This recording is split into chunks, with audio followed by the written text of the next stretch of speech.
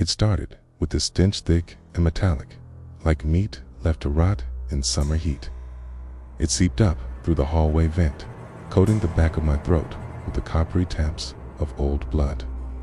I gagged the first time I smelled it, bile rising, but Mom just lit a candle and said it was the old pipes. That night, Danny heard the scratching again. I followed the sound to the floor near the water heater, where something alive was moving beneath the boards. The wood was damp, almost spongy, as I pried it up. Cold air rose from the dark beneath. Then I saw it, the crawlspace, a narrow trench of earth barely tall enough to crouch in. Its walls dripped condensation like sweat beneath the plastic lining. The ground twitched as if breathing. At the far end was a wooden box sealed with hardened red wax that cracked like dried blood. It pulsed, faintly, like a heartbeat. Danny whispered, "It's where they put him, the boy who smiled too wide." I turned, my skin crawling. "What are you talking about?" He didn't answer, just stared at the box. His eyes glazed over like he was seeing something else. I touched his shoulder. His skin was ice. The box was carved with crude symbols, a stitched eye, a split tongue. I recognized them, old pine tree folklore. Smile, rites of burial, meant to seal away spirits that mimicked the dead. The old people used salt circles, wax, and rabbit's blood. Never speak the name. Never open the seal. I stepped back, heart pounding. Air shifted. The crawlspace groaned. For a second, the smell vanished. Silence. I exhaled. Then the wax hissed and peeled, flaking off like scabs in the dirt dot. Danny smiled wide, too wide, and said, "He's almost done with the others." The house creaked like an old lung, wheezing with every gust of wind. Built in 1912, it sagged under its own age walls, bowed inward. Wallpaper bubbled like blisters. Black mold crept out from under the bathroom tiles, and every faucet sputtered. Brown Mom called it character. I called it a mistake. At night, the air inside felt wrong, not just cold, but wet and alive. The vents coughed strange smells into every room. Sometimes copper, sometimes meat. Sometimes the sweet, sick reek of flowers left too long on a grave. The worst of it was in Danny's room. I could taste it there, faint and metallic, like licking a battery. We thought the noises were just the house settling, until they came in patterns, scrapes like fingernails across wood, thumps, then silence, then whispering as if someone were praying beneath us. I stayed up with Danny, lying stiff in his twin bed, listening to the slow rhythm of breathing that didn't belong to either of us. One night, something dripped through the ceiling, thick, dark, warm. It landed on my cheek. I touched it and recoiled. Not water. It smelled like pennies and rot. I looked up. The light fixture pulsed slightly, like something was hiding behind it. The next morning, everything was normal.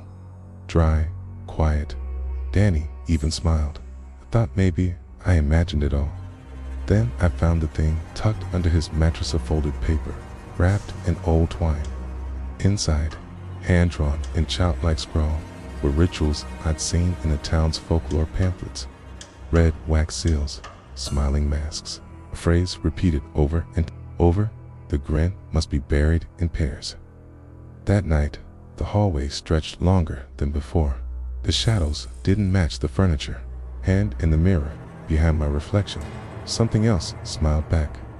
The hallway lights flickered every time I passed a vent, a soft ticking buzz like insect wings trapped in glass. I told myself it was faulty wiring, just old cables twitching in the walls. But they only blinked when I walked by, only when I passed. Never for Mom, never for Danny. His toys began to shift positions overnight. I'd line up the little soldiers neatly before bed. By morning, they'd face the vent, always the vent. His red fire truck moved twice, once to the closet, once to the crawlspace hatch. I asked him if he played at night. Danny shook his head. "They do," he said. "The ones under the dirt." That phrase wormed its way into my brain. The ones under the dirt. I stopped sleeping. Coffee during the day. Red eyes in the mirror. But the dreams still came when I blinked too long. And then the floorboards breathed. Something slithered through the walls, whispering in a voice like my father's, but not quite right. Too smooth, too calm. I told myself it was stress. The move, the school, the memories. But then I woke with blood in my mouth and not mine. It tasted old, thick, like syrup. My pillow was clean. No cuts. No reason. Just that taste. And the faint trace of decay in the air, even stronger near the vent. One night, after hours of silence, the lights stayed steady. The house was calm. Danny slept through the night. I almost believed it was over. Then I saw it just past the hallway mirror, the figure, small, featureless, standing inside the reflection. No mouth, just eyes, wide, watching. And behind it, dozens of handprints smeared across the inside of the glass, dragging downward, like something had tried to claw its way out. The town library smelled like whetstone and mildew. Dust floated in the beams of sickly yellow light. My fingers left prints on every page I touched, the paper brittle and cold. Its librarian gray hair, cataract eyes didn't speak until I mentioned the address. Her gaze sharpened, as if waking from sleep. "That house," she whispered. "Children go quiet in that house." She led me to the archives. The room buzzed with static, even though there was no power running there. I found it buried beneath layers of forgotten tragedies. Newspaper clipping dated June 1979. Joel Merrill, age 9, missing from his bed. Twin sister found mute in the morning, staring at the floorboards. Parents blamed, then cleared. Joel was never found. The clipping had a quote scrawled in red ink beneath it. Not part of the original print. He left the door open under the house. Now others can come in. That phrase clung to me like smoke. The air in the library changed. It grew damp. I heard creaking floorboards shifting under invisible weight. I tasted iron on my tongue. When I looked up, the lights had dimmed. A low whisper echoed down the stacks. "Let him in." I fled, sighed. The sunlight felt thin and cold, like plastic. For a moment, I thought I'd outrun it. That night, the scratching stopped. The air was still. I almost slept until I woke to Danny crying. His mouth moved, but no sound came. His eyes were wide, staring through me. On his wall, drawn in some brown-black ooze, was a crude smile. Long, split, dripping beside it. In smeared lines, someone had written, "One twin opens, the other seals." And I realized Tolley never told anyone Joel Morrow had a ceasty. Danny didn't speak all day. Koss legged in front of the vent, humming low under the vent, humming low under his breath. A jagged, tuneless murmur that never stopped. His eyes were unfocused, glued to the rusted grate. I tried to pull him away, but his body went rigid, like stone. The vent was cold to the touch, so cold it burned. My fingers stuck for a second, and when I yanked them back, they smelled like old coins. I leaned closer, heart hammering. Something breathed beneath us. It wasn't air, it was wet, labored, like lungs filling with bile. I whispered, "Who's there?" The reply came instantly. "Let me play." The voice wasn't human. It was hollow and soft, like wind through broken teeth. I fell back, hand shaking, stomach twisting. Danny turned his head toward me, slow and unnatural. His lips barely moved. He said he'll show you his smile. I checked the crawlspace door that night. Okay. It was still sealed, wax, dried, thick, and scarlet. I convinced myself it was all in my head. Then Danny began sleepwalking. I caught him dragging a fork across the floorboards, carving circles and slashes into the wood. His eyes were open but blank. When I touched him, his skin felt wet-like. He'd just come in from the rain, even though the floor around him was dry. The next night, I found him in the laundry room, crouched before the crawlspace, gnawing at the wax seal with his teeth. There was blood on his chin. The box trembled beneath the plastic sheeting, and for a moment, I heard laughter echo from the walls, childlike, cruel, and close. A flash of movement caught my eye. Hanging from a nail above the vent was a child's mask made of dried leaves and wax. I never put it there, and it was smiling. Danny didn't speak all day. Cross-legged in front of the vent, humming low under the vent, humming low under his breath. A jagged, tuneless murmur that never stopped. His eyes were unfocused, glued to the rusted grate. I tried to pull him away, but his body went rigid, like stone. The vent was cold to the touch, so cold it burned. My fingers stuck for a second, and when I yanked them back, they smelled like old coins. I leaned closer, heart hammering. Something breathed beneath us. It wasn't air, it was wet, labored, like lungs filling with bile. I whispered, "Who's there?" The reply came instantly. "Let me play." The voice wasn't human. It was hollow and soft, like wind through broken teeth. I fell back, hand shaking, stomach twisting. Danny turned his head toward me, slow and unnatural. His lips barely moved. He said he'll show you his smile. I checked the crawlspace door that night. It was still sealed, wax, dried, thick, and scarlet. I convinced myself it was all in my head. Then Danny began sleepwalking. I caught him dragging a fork across the floorboards, carving circles and slashes into the wood. His eyes were open but blank. When I touched him, his skin felt wet-like. He'd just come in from the rain, even though the floor around him was dry. The next night, I found him in the laundry room, crouched before the crawlspace, gnawing at the wax seal with his teeth. There was blood on his chin.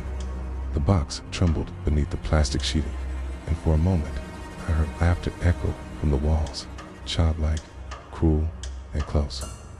A flash of movement caught my eye. Hanging from a nail above the vent was a child's mask made of dried leaves and wax. I never put it there, and it was smiling. The truth hit me like a blow to the chest. I staggered backward, scraping my palms against the wet, grit-slick beams of the crawlspace. Something was wrong with the air. It clung to my tongue like pennies, tasted of blood and bile. Whispers scratched at my ears, childlike and cruel, overlapping and rising like a swarm. Clutched the photo I'd found: two boys, twins, one eyeless, one mouthless while my fingers brushed something carved into the wood. An old charm, a chand guri. Talisman, cracked in half. The village elders once said, twins born on a lunar eclipse needed binding rituals, or they'd split. One would see the living, the other, the dead. I thought I heard a voice. "Danny, it's okay now," it said. "He's gone." My chest loosened. The silence felt like release. Thin snap of fingernails scraped down the beam beside my face. The air thickened. The space pulsed. They emerged slowly. Not one child, many, dozens, falling, twitching, malformed. One stepped forward. My stomach lurched. It had Danny's face, but not my Danny. The smile was too wide, lips torn at the corners, skin pulled taut like wax, melted and reshaped. "He needs a twin," it rasped, voice garbled like static on a broken tape. "One to see, one to seal." I shook my head, heart pounding. "I'm not time, not his twin." The creature tilted its head. Behind it, the crawlspace walls rippled like flesh, wet and gasping. From the rafters above, dark stains dripped, hissing as they touched the ground. I stumbled back, only to find the tunnel behind me sealed resin, timber clenched like a throat. The thing stepped closer. It held something. My necklace, the one I buried with Danny after the funeral. But I never told anyone where I buried him. How did it know? The house trembled beneath me, a low, guttural growl shaking the floorboards like an angry beast stirring. The air thick and sweet and sour like spilled wine gone bad. Every breath tasted of iron and decay. The lights flickered violently, shadows dancing across walls slick with a dark, wet sheen that looked disturbingly like blood. I gagged, the coppery scent filling my nose, overwhelming my senses.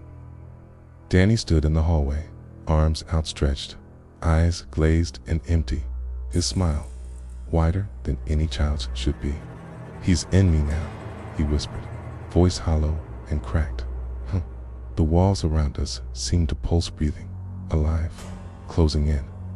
The wallpaper peeled, oozing blackened sap, and the floorboards warped beneath my feet as if the house itself were sinking into something ancient and hungry. A hand long, thin, and claws slithered out from the vent beneath Danny's room, scraping the floor with nails that clicked like broken glass. The sound shattered the silence, and I stumbled backward, heart pounding. I tried to grab Danny, but the floor split open beneath us, cold air rushing up like a curse exhaled from the earth itself. Faces pressed from the dark soil silent, mournful, twisted in eternal torment. Their mouths opened impossibly wide, emitting a sound like tearing cloth and dying breath. I screamed, trying to pull Danny free, but he slipped beneath the earth. With a final smile, the house fell silent, but then whispers, soft, insistent. The crawlspace hatch creaked open, and from the darkness came a voice, low and dreadful. "Who's next?" I woke alone. The cold sweat clung to my skin like a second, clammy layer. The house was eerily silent. No scratching, no whispers, no breath beneath the floor. The air smelled faintly of decay, but the copper temps was gone. The crawlspace hatch was bricked shut, clean and unblemished. No sign it had ever been there. Mom acted like nothing happened, like Danny never existed. Sometimes she'd ask if I was feeling okay, eyes distant and cold. When I showed her my phone pictures of the box, the jawbone, Danny's wide smile, they were gone, not deleted, erased, like the memories had been scrubbed away. I checked the walls. No more smears or messages. The house seemed normal, almost welcoming. But one night, I slept, dreamless, peaceful. I believed I had escaped, but it was a lie. The next morning, the smell returned, faint, like wilted flowers rotting in sunlight. I found scratches in the hardwood, thin, desperate marks running beneath the vent. The air grew thick again, heavy like a storm about to break. I tasted bile in the back of my throat. Sometimes, late at night, the lights flicker. Sometimes, faint breathing echoes in the vent. I see shadows move just beyond sight. I called the library, desperate for answers. The old librarian told me the smile rites were never truly finished here. The town's elders tried to seal the evil, but the ritual depended on both twins living or both dead. Without Joel and Danny together, the curse only grows hungrier. I'm alone. I'm the other twin. Last night, I found a stuffed rabbit on my doorstep, its fur black and wet. Tied to its ear was a note, scrawled in childlike handwriting. "We're not finished. Somewhere beneath the house, something breathes." The package arrived just before dusk, lying on the cracked concrete porch. No return address. I opened it with trembling hands. Inside was a stuffed rabbit, its fur blackened and slick, soaked in a dark, sticky substance that smelled of decay and copper. The scent was overpowering, twisting my stomach with bile. Attached to its ear was a note written in a child's uneven scrawl. "We're not finished. Tay." I dropped the rabbit. It thudded onto the floor, but the heavy silence shattered with a soft, rustling like fabric dragging on old wood. The walls around me seemed to pulse, slick and wet, as if breathing. Shadows lengthened unnaturally, crawling across the wallpaper like tendrils. For a moment, I thought it was over, that I had escaped whatever horror clung to this house in my bloodline. But that hope slipped through my fingers like smoke. At night, the whispers returned, soft and distant at first, growing louder, hollow voices chanting old, forgotten prayers in the town's ancient dialect. I taste copper on my tongue. My skin feels icy, crawling with unseen insects. The floorboards creak beneath my feet, not from the house settling, but from something pacing just below.